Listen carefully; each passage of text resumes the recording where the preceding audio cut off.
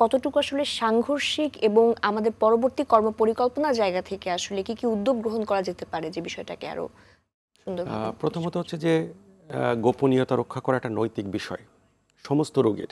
জি। পেশেন্টের কনফিডেন্সিয়ালিটি একটা ইথিক্সের সাথে যুক্ত এবং এই অধিকারটি তাদেরকে আমাদের সংবিধান দিয়েছে যে একজন অসুস্থ ব্যক্তি তার সাংবিধানিক অধিকার তার রোগের বিষয়গুলো গোপন রাখা এবং যখন একজন চিকিৎসা নিতে আসে তখন তার গোপনীয়তাটা অত্যন্ত গুরুত্বপূর্ণ, কারণ এটার সাথে স্টিগমা অনেক অনেক অনেক অনেক বিষয় জড়িত, পরিবারের সম্মান জড়িত।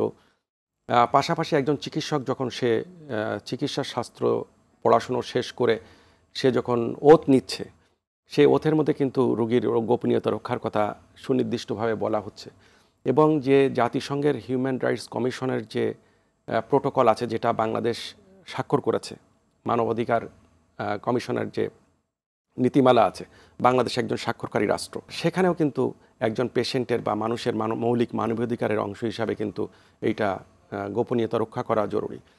তো পাশাপাশি আমাদের নার্কোটিক্স কন্ট্রোল ডিপার্টমেন্ট থেকে আপনি জানেন ইকো ট্রেনিং করছে, সেখানে একটি ইকো ট্রেনিংয়ের একটি অংশই হচ্ছে নৈতিকতা, এথিক্সের জায়গায় আমরা পড়াচ্ছে। হ্যাঁ, তো এখন তারা নৈতিকতা পড়াচ্ছে, রোগীর গোপনীয়তা রক্ষা করার কথা বলছে, আবার যখন ল এনফোর্সমেন্ট এজেন্সি তারা আরেকভাবে চিন্তা করছে। তো এই জায়গাটায় আসলে সমন্বয় প্রয়োজন। আমরা ইতিমধ্যে আমাদের যে নেটওয়ার্কটা আছে সংযোগ, সেটার পক্ষ থেকে ডিজি মহোদয়কে এবং সচিব মহোদয়কে আমরা চিঠি দিয়েছি এই বিষয়গুলো উল্লেখ করে।